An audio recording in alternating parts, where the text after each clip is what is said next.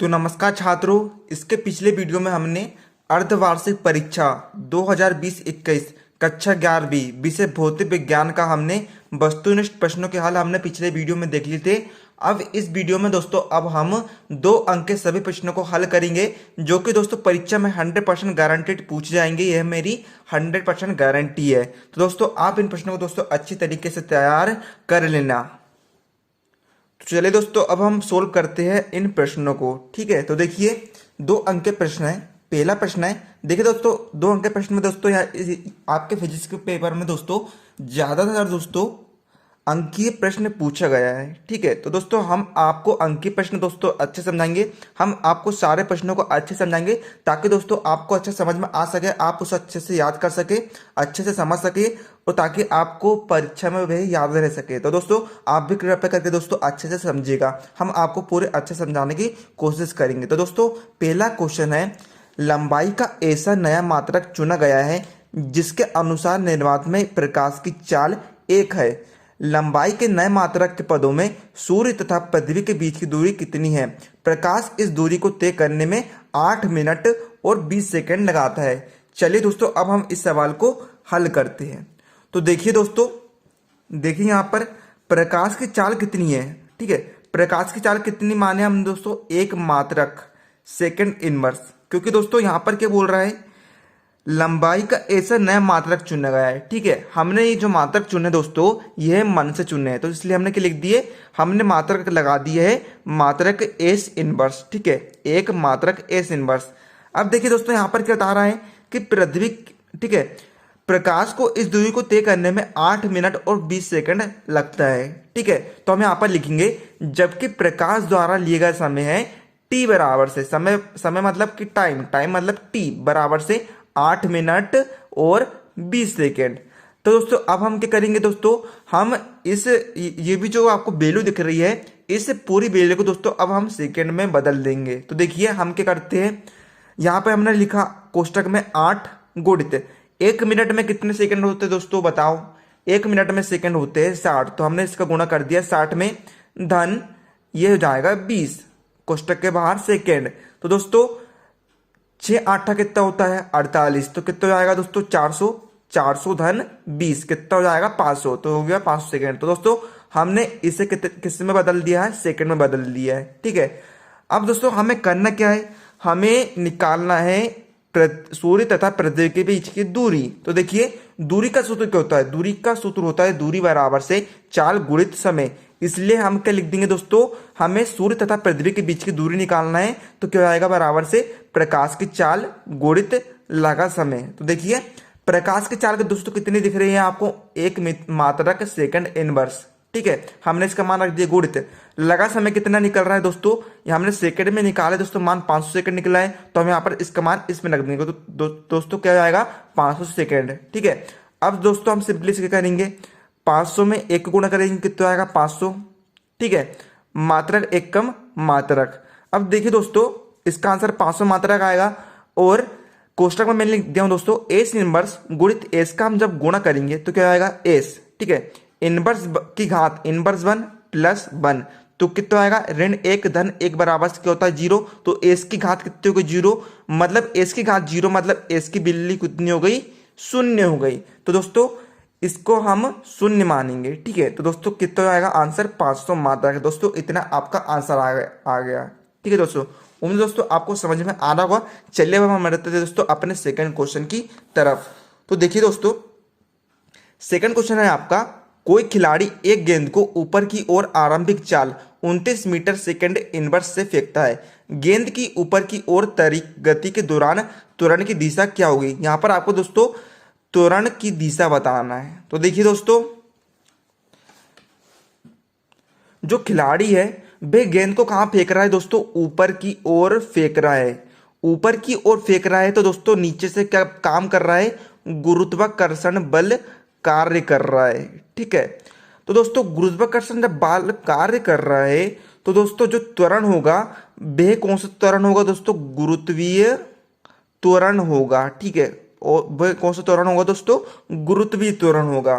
ठीक है, और गुरुत्वीय होने के कारण दोस्तों जो गुरुत्वाकर्षण बल होता है वह नीचे की ओर कार्य करता है। ठीक है, गुरुत्वाकर्षण क्या करता है दोस्तों, गुरुत्वाकर्षण बल है वह वस्तु को क्या करता है, नीचे की ओर खींचता है। तो दोस्तों गुरुत्वाकर्षण बल क्या करता है, वस्तु को नीचे की ओर खींचता है। तो दोस्तों गुरुत्वीय त्वरण भी वस्तु को गुरुत्वीय त्वरण भी दोस्तों मतलब कि नीचे की दिशा में कार्य करने लग जाएगा। तो दोस्तों हम यही लिखेंगे आंसर में, गेंद गुरुत्वाकर्षण बल के कारण त्वरण का अनुभव करती है। ठीक है, गेंद जो है गुरुत्व के त्वरण का अनुभव करती है जो सदैव ऊर्ध्वाधर नीचे की ओर कार्य करता है। गुरुत्वाकर्षण बल जो है दोस्तों वे नीचे की ओर कार्य करता है, तो दोस्तों गुरुत्वीय त्वरण भी नीचे की ओर कार्य करेगा। हमने दोस्तों सिंपली से इस आंसर में लिख दिया है। और दोस्तों आप ऐसा मत समझना दोस्तों कि आंसर इतना छोटा दोस्तों हमें आधा नंबर मिलेंगे, एक नंबर मिलेंगे, नहीं दोस्तों आंसर बिल्कुल करेक्ट है दोस्तों, आपको पूर्ण में से पूर्ण नंबर मिलेंगे। 2 अंक का प्रश्न दोस्तों आपको 2 में से 2 अंक पूर्ण मिलेंगे। चलिए अब हम बढ़ते हैं दोस्तों अगले क्वेश्चन की तरफ। तो देखिए दोस्तों क्वेश्चन नंबर 3 है, दूरी और विस्थापन में 2 अंतर लिखिए। ठीक है, हमें दूरी और विस्थापन में 2 अंतर लिखना है। तो हम हेडिंग डालते हैं उत्तर डाल के, दूरी और विस्थापन में अंतर। एक तरफ हमने कॉलम बना है दूरी का और दूसरी तरफ हमने कॉलम बना है विस्थापन का। तो पहला अंतर दूरी में, दूरी एक अदिश राशि है। ठीक है ना दोस्तों, दूरी क्या होती है, एक अदिश राशि होती है, और विस्थापन क्या होती है, एक सदिश राशि होती है। दूसरा अंतर है दूरी सदैव धनात्मक होती है। ठीक है, और विस्थापन क्या होता है, विस्थापन धनात्मक, ऋणात्मक अथवा शून्य भी हो सकता है। तो दोस्तों आपको इस प्रकार से दोस्तों दूरी एवं विस्थापन में अंतर याद कर लेना है। अब हम बढ़ते हैं दोस्तों अगले क्वेश्चन की तरफ। तो देखिए प्रश्न 4 हमारा दिया है, एम द्रव्यमान की कोई वर्षा की बूंद एक समान चाल से नीचे गिर रही है, इस पर नेट बल का परिमाण तथा दिशा बताइए। ठीक है, तो दोस्तों इस क्वेश्चन में दोस्तों हमें परिमाण और दिशा को बताना है। तो देखिए दोस्तों पहली बात तो ये कि यहाँ पर देखिए दोस्तों कोई भी त्वरण नहीं है, त्वरण का मान कितना है, 0 है। तो हम यहाँ पर आंसर में लिखेंगे दोस्तों चूंकि त्वरण 0 है। तो दोस्तों जब त्वरण 0 होता है तो दोस्तों नेट बल का मान भी 0 होता है। तो हम आंसर में लिख देंगे चूंकि त्वरण 0 है अतः नेट बल भी 0 होगा। ठीक है, हमें यहाँ पर एक बार बताना था नेट बल का परिमाण तथा दिशा बताना था। तो देखिए दोस्तों त्वरण तो 0 है, तो दोस्तों नेट बल का परिमाण भी, नेट बल भी 0 होगा। ना तो उसकी परिमाण निकल सकता है, ना तो उसको परिमाण निकल सकता है, ना ही उसकी दिशा निकल सकती है। अब हम समझते हैं दोस्तों 5वां क्वेश्चन, गतिज ऊर्जा को परिभाषित कीजिए। हमें गतिज ऊर्जा को परिभाषित करना है। ठीक है, तो हम लिखते हैं गतिज ऊर्जा की परिभाषा, किसी वस्तु में उसकी गति के कारण जो ऊर्जा होती है उसे उसकी गतिज ऊर्जा कहती है। अर्थात देखिए दोस्तों क्या कह रहा है, आंसर क्या कह रहा है दोस्तों, ये अच्छे से समझिए। ठीक है, वस्तु, ठीक है, मान लीजिए क्या है, वस्तु है, में उसकी गति के कारण, ठीक है, मान लीजिए वस्तु है वह गति कर रही है। ठीक है, कैसी गति कर रही है, 40 किलोमीटर प्रति आवर की स्पीड से गति कर रही है। तो दोस्तों वस्तु में, ये वस्तु में उसकी गति के कारण, ये उसकी गति के कारण जो ऊर्जा होती है, ठीक है, वस्तु गति कर रही है, वस्तु गति कर रही है, तो दोस्तों उसमें ऊर्जा खर्च हो रही है। ठीक है, उसमें क्या हो रही है, ऊर्जा खर्च हो रही है, फिर ऊर्जा उत्पन्न हो रही है। तो दोस्तों वस्तु में गति के कारण जो उसमें ऊर्जा होती है, ठीक है, वस्तु में गति के कारण जो ऊर्जा होती है उसे हम क्या कहते हैं दोस्तों, गतिज ऊर्जा कहते हैं। दोस्तों इस तरह से आपका आंसर निकल के आता है। ठीक है दोस्तों, ऐसा इस प्रकार दोस्तों हम प्रैक्टिकल सोल्यूशन निकालना पड़ता है। ठीक है, उम्मीद है दोस्तों आपको समझ में आ रहा होगा। अब हम बढ़ते दोस्तों प्रश्न 6वें की तरफ। प्रश्न 6वां है, ऋणात्मक कार्य को परिभाषित करो। अर्थात दोस्तों परीक्षा में यही क्वेश्चन इस प्रकार से भी पूछा जा सकता है कि ऋणात्मक कार्य को उदाहरण सहित परिभाषित करो। तो दोस्तों हमें ऋणात्मक कार्य की परिभाषा दोस्तों उदाहरण सहित देना है। तो दोस्तों हम लिखते हैं ऋणात्मक कार्य की परिभाषा, जब बल और विस्थापन की दिशा विपरीत होती है अथवा उनके बीच का कोण अधिक कोण होता है तो बल द्वारा किया कार्य क्या कहलाता है, ऋणात्मक कार्य कहलाता है। ठीक है, जब बल और विस्थापन की दिशा विपरीत होती है, हम इसे उदाहरण के माध्यम से समझते हैं। तो देखिए उदाहरण क्या है, जब कोई व्यक्ति कुएं से बाल्टी द्वारा पानी निकालता है। ठीक है, मान लीजिए कोई व्यक्ति है वह कुएं से बाल्टी से पानी निकाल रहा है, तो व्यक्ति क्या कर रहा है, व्यक्ति तो पानी निकाल रहा है, वह कार्य कर रहा है, तो व्यक्ति द्वारा किया गया कार्य क्या होगा, धनात्मक कार्य होगा। किंतु वह पानी किससे निकाल रहा है, कुएं से। कुएं में कौन सा बल कार्य कर रहा है, गुरुत्वाकर्षण बल कार्य कर रहा है, जो कि वस्तु को नीचे की ओर खींचता है। तो दोस्तों गुरुत्वाकर्षण बल क्या करता है, वस्तु को नीचे की ओर खींचता है। तो दोस्तों गुरुत्वाकर्षण बल द्वारा किया गया कार्य क्या होता है, ऋणात्मक कार्य होता है, अर्थात कार्य। ठीक है, अर्थात दोस्तों हम क्या लगा रहे हैं, यहाँ पर बल लगा रहे हैं। ठीक है, बल कहाँ आ रहा है, ऊपर की ओर जा रहा है। और ठीक है, और वस्तु में क्या हो रहा है, विस्थापन हो रहा है। विस्थापन कहाँ हो रहा है दोस्तों, नीचे की तरफ हो रहा है। तो दोस्तों बल और विस्थापन की दिशाएं जो है विपरीत है ना। तो दोस्तों यही परिभाषा है, जब बल और विस्थापन की दिशा विपरीत होती है तो बल द्वारा किया गया कार्य। ठीक है, जब बल और विस्थापन की दिशा विपरीत होती है तो ये जो बल द्वारा किया गया कार्य होता है वे ऋणात्मक कार्य कहलाता है। इतना सा आपको दोस्तों समझना था। अब हम बढ़ते हैं दोस्तों अगले क्वेश्चन की तरफ। प्रश्न 7वां है दोस्तों, 10 किलोग्राम की वस्तु को पृथ्वी की सतह से 10 मीटर उठाने में किए गए कार्य की गणना करो।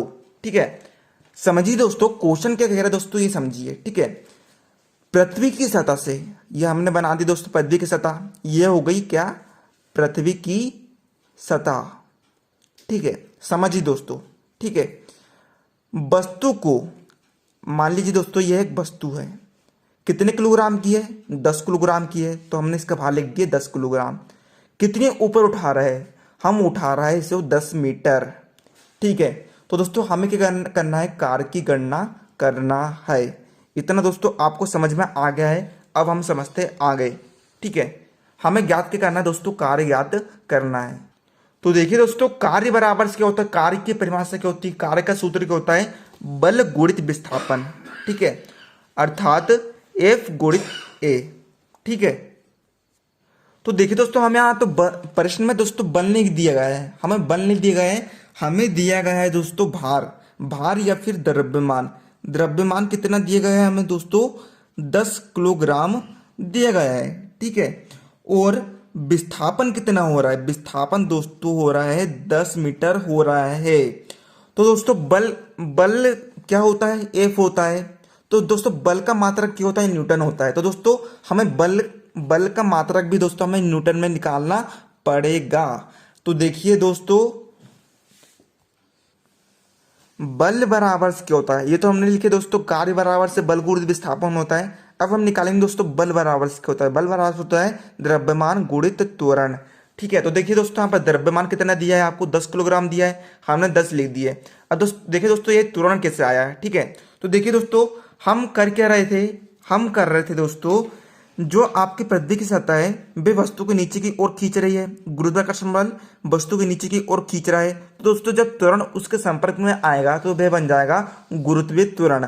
और गुरुत्वीय त्वरण का मान कितना होता है दोस्तों, ये क्या है गुरुत्वीय त्वरण, हम इसे जी भी कह सकते हैं और द्रव्यमान को हम क्या कहते हैं, एम से प्रदर्शित करते हैं। तो दोस्तों गुरुत्वीय त्वरण का मान कितना होता है दोस्तों, 9.81 होता है। हमने मान रख दिया दोस्तों। गुणित विस्थापन का मान कितना है दोस्तों, 10 मीटर है, तो हमने लिख दिया 10। अब दोस्तों हम सिंपल करेंगे क्या, गुणा कर देंगे। 10 गुणित 10 कितना हो गया दोस्तों, 100 गुणित 9.81। अब हम दोस्तों इसमें इसका गुणा कर देंगे।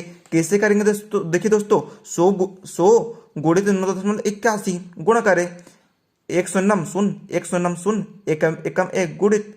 ठीक है, 8 शून्यम शून्य, 8 शून्यम शून्य, 8 एकम 8 गुणित गुणित, 9 शून्यम शून्य, 9 शून्यम शून्य, 9 एकम 9 जोड़ दिया हमने, 0 0 1 8 9। ठीक है, 2 अंक बाद दशमलव है तो हमने भी यहाँ पर लगा दिया 2 अंक बाद दशमलव, तो 981.00। आंसर कितना आएगा दोस्तों, 981.00।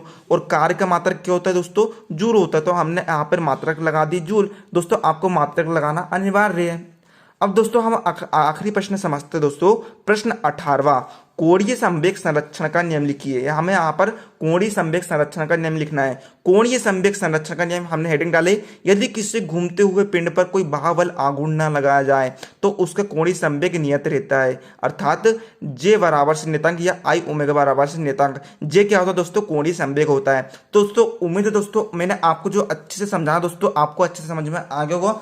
यदि दोस्तों आपको हमारा दायरा समझाएगा दोस्तों, आंसर अच्छे समझ में आ गया दोस्तों, आप हमारे वीडियो को अभी कभी लाइक कर देना और दोस्तों अपने फ्रेंड्स को भी अवश्य शेयर कर देना।